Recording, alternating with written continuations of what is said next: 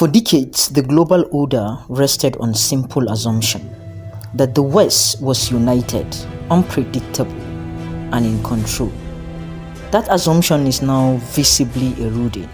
In recent days, President Donald Trump has reignited tensions with Europe by threatening tariffs on multiple European countries, resisting his push for US control over Greenland. Markets reacted sharply. The Dow dropped more than 600 points, signaling investor fear of a widening global trade war. Reports suggest Europe may respond not only with tariffs, but by quietly selling US assets, a move that would have been unthinkable just a few years ago. At the same time, President Trump posted a map on social media depicting Canada, Greenland, and even Venezuela as part of the United States. A gesture some dismiss as provocation, others as symbolism, and many as a window into how power is now being openly imagined. This is not political theater alone. It is a signal of a deeper transformation underway, and Africa must pay close attention. The bigger question looms is why Greenland matters and why this is not a joke. Greenland is not about nationalism or nostalgia. It is about geography, resources, and future power. As Arctic ice melts, new shipping lanes open, rear admirals become accessible, missile defense system gain strategic advantage. Control of Greenland strengthens influence over the North Atlantic, Europe's northern flank, and future military and economic corridors. From Washington's perspective, Greenland is a long-term strategic asset, one too important to leave vulnerable to rivals.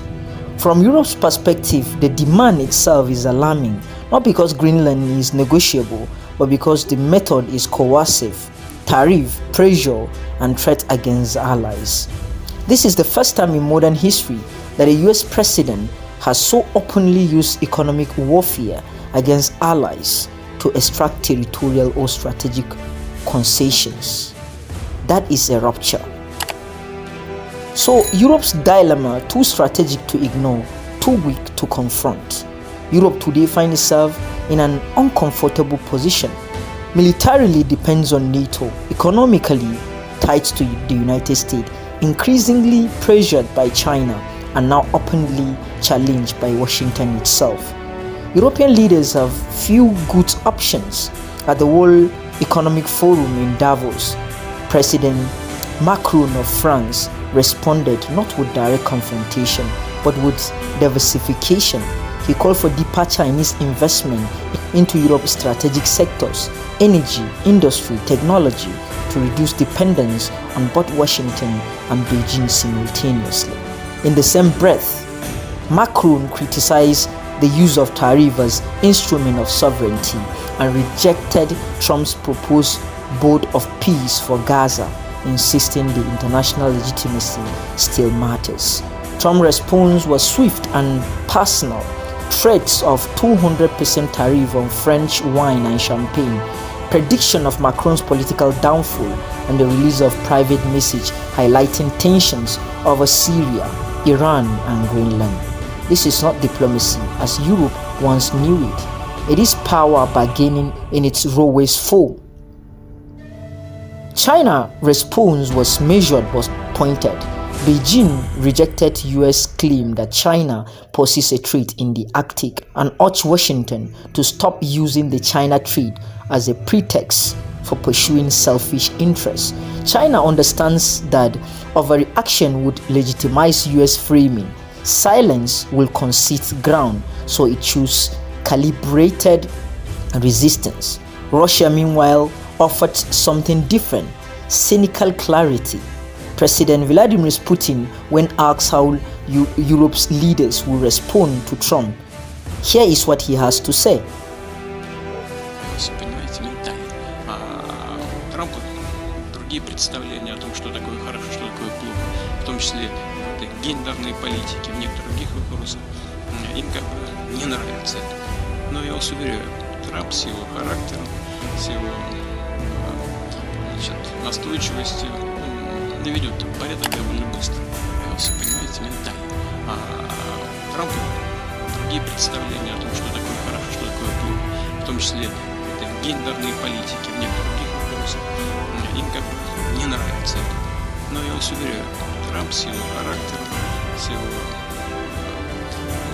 настойчивостью наведет порядок довольно быстро.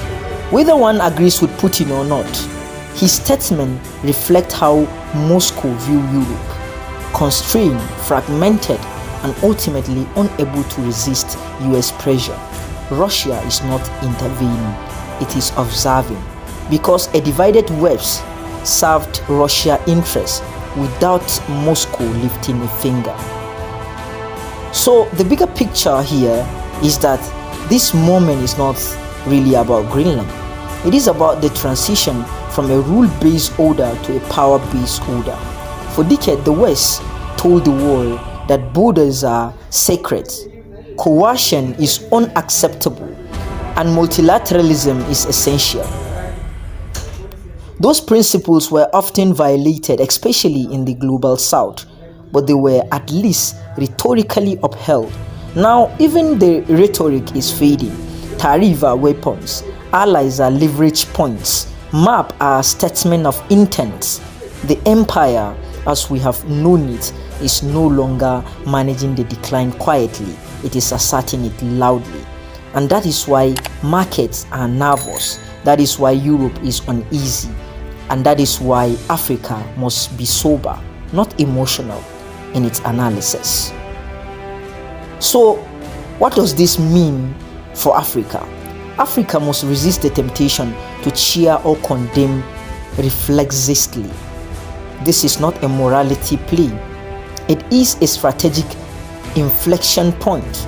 First, Africa must understand that allies are becoming transactional. The protections once assumed under global norms are weakening. What matters now is leverage, positioning, and consequences. Second, economic coercion is becoming normalized. Tariffs today are aimed at Europe, tomorrow they could be aimed anywhere.